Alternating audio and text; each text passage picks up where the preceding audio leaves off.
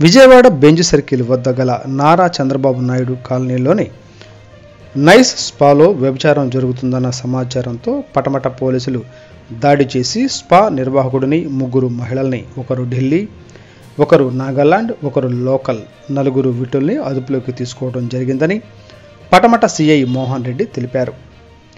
విజయవాడ నగర పరిధిలో స్పాల పేరుతో చట్ట వ్యతిరేక కార్యకలాపాలకు పాల్పడితే సిపి కాంతి రాణా టాటా గారి ఆదేశాల మేరకు షీట్ ఓపెన్ చేస్తామని తెలిపారు.